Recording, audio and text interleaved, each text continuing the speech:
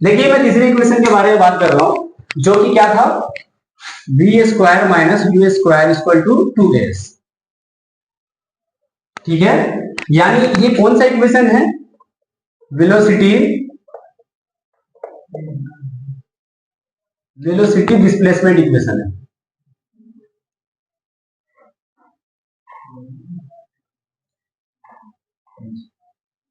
हर case में पहला वाला केस में क्या था, एक्सेलरेशन से रिलेटेड था, दूसरा वाला केस में डिस्प्लेसमेंट से रिलेटेड था, इसमें वेलोसिटी और डिस्प्लेसमेंट दोनों से रिलेटेड है। मैंने पहले बता दिया है कि जहां पर डिस्प्लेसमेंट जैसा वर्ड आ जाए यानी जो ग्राफ बनेगा ग्राफ का एरिया निकालना है। ठीक है, तो सबसे पहली बात है तीनों केस में जो ग्राफ बनेगा सिमिलर बनेगा, कोई फर्क नहीं पड़ेगा, क्योंकि तीन ग्राफ मैंने बताया था आपको, यूनिफॉर्म का, नॉन यूनिफॉर्म का और लास्ट वाला जो था स्टेशनरी वाले का। स्टेशनरी वाले का सिर्फ और सिर्फ क्यों ग्राफ बनता है मैं आपको बता रहा हूं, क्योंकि I think last he video है ये। तो उसके अंदर क्या था कि स्टेशनरी वाले ऑब्जेक्ट जो ग्राफ आता है वो सिर्फ और सिर्फ कॉम्पिटिटिव एग्जाम के बेस पर आता है। ग्राफ दे देगा, वहां पर थोड़ा सा टी टैन ये करके इस तरीके से बना देगा, बनाने का पूछ देगा कि किस टाइप का ग्राफ है ये बताइए। ठीक है, बस इतना सा सवाल आता है, उससे कुछ नहीं आता। देखिए पहला है ग्राफ हमारे पास, सेम चीज टाइम रहेगा इधर, और इधर वाले केस में जो u और v जो है दोनों यहीं पर लेंगे। सेम चीज, कहीं पर से कोई ऑब्जेक्ट मूव कर रहा है, मान लीजिए यहां से चल रहा है, तो जहां से शुरू कर रहा है वो क्या है, इनिशियल पॉइंट ए है, और जहां तक जाएगा वो बी है। अब इस ग्राफ के अंदर सिंपल सा ग्राफ था, इसको थोड़ा सा स्ट्रक्चर बनाने के लिए, एज अ पॉलिनोमियल बनाने के लिए हमने थोड़ा सा इसको स्ट्रक्चर बना दिया। अब क्या करेंगे, इसको यहां से यहां मिला और दूसरे वाले को यहां से यहां मिला। ये क्यों मिलाते हैं, ताकि हमें कोऑर्डिनेट का पता चल जाए। अब इसका नाम रख देते हैं, जहां से शुरू हुआ ये क्या है, ओ है या जीरो कह दो, बेसिकली ओ ही कहते हैं, और इसका नाम रख दीजिए सी और इसका नाम रख दीजिए ई। यहां से यहां तक की दूरी को क्या कहते हैं, यहां से यहां तक की जो वेलोसिटी होगी वो कौन सी वेलोसिटी है, इनिशियल वेलोसिटी। चाहे तो अब यहां पर लिखते फाइनल वेलोसिटी, पर यहां नहीं लिखते, यहीं पर लिखते हैं ये फाइनल वेलोसिटी। अब पहला काम क्या होता है कि जो गिवन है उससे लिख दीजिए, क्या क्या गिवन है। पहली बात AO की जो वैल्यू है वो क्या है, इनिशियल वेलोसिटी u है, OC की जो वैल्यू है वो t है, और उसके बाद BC की जो वैल्यू है वो v है। तीनों इक्वेशन को सॉल्व करने के लिए पहले वाले इक्वेशन का ही इस्तेमाल करते हैं, बस इतना याद रखिए कि पहले वाले इक्वेशन को ही हम सॉल्व करेंगे, उसके अलावा किसी को नहीं यूज करना है।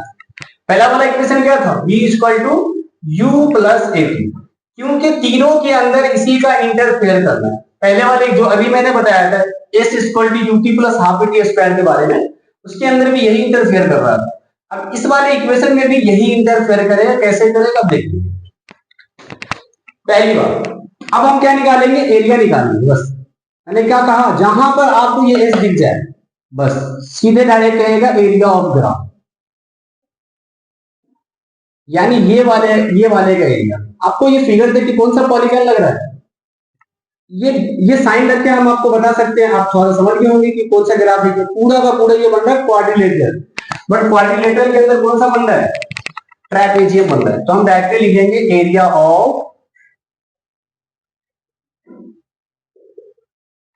ऑफ क्वाड्रिलेटरल लिख दीजिए, इसका नाम है AOCB। एरिया ऑफ क्वाड्रिलेटरल क्या होता है, 1/2 सम ऑफ पैरेलल साइड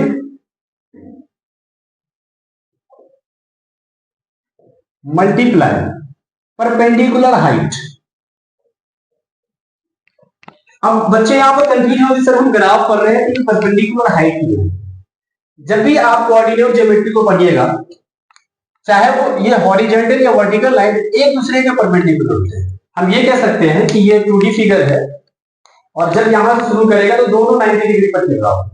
वो 9th क्लास में आपको पढ़ाया गया होगा कोऑर्डिनेट ज्योमेट्री, उसके अंदर बताया गया होगा। क्या बताया गया वहां पर कि क्वाड्रेंट है, यानी कि अगर हम किसी कार्टेशियन सिस्टम को देखते हैं तो देखने के बाद पूरा का पूरा 4 अलग अलग हिस्सा में बढ़ जाता है, 4 अलग अलग हिस्सा, इसीलिए उसको क्वाड्रेंट कहते हैं। ठीक है, आपको मालूम पूरा रोटेशन 360 होता है, तो 4 से जब डिवाइड करेंगे 360 को तो एक कितना में बन जाएगा 90 डिग्री में। तो यहां से आपको पता चला कि ये 90 डिग्री में होता है, तो ये परपेंडिकुलर है, 90 डिग्री है तो परपेंडिकुलर हाइट है।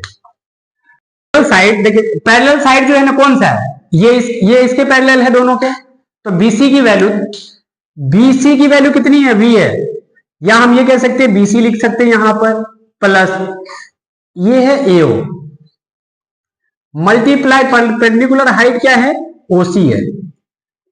अब 1/2 बीसी की जगह क्या है, बीसी की वैल्यू वी, एओ की वैल्यू कितनी है यू, और ओसी की वैल्यू टी। अब देखिए कहीं पर टी है नहीं है ना, अब देखिए ध्यान से, यही यहां पर ऐसी तैसी लगाएगा।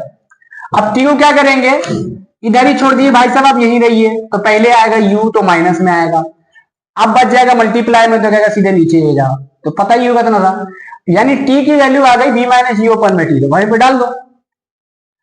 तो अब क्या आ जाएगा हमारे पास 1/2 ऐसा ही वी प्लस यू, और टी की जगह पूरी वैल्यू आ जाएगी वी माइनस यू अपॉन में ए। अब क्या हो जाएगा, मल्टीप्लाई करेंगे तो पूरी की पूरी वैल्यू हो जाएगी ए, और इधर देखिए एरिया आ रहा है तो एरिया को क्या दिखेंगे एस, मैंने पहले बताया था ना जैसे डिस्प्लेसमेंट तो एरिया मानेंगे उसको, तो v plus u multiply v minus u. बचपन में नहीं 8वीं क्लास में a plus b multiply a minus b, क्या होता था formula, a square minus b a square, ये पढ़ा है ना। अब देखिए a की जगह क्या है, v है, a की जगह v है यानी कि v, a का स्क्वायर यानी v का स्क्वायर, b की जगह क्या है u माइनस का u स्क्वायर, और नीचे आ जाएगा 2s।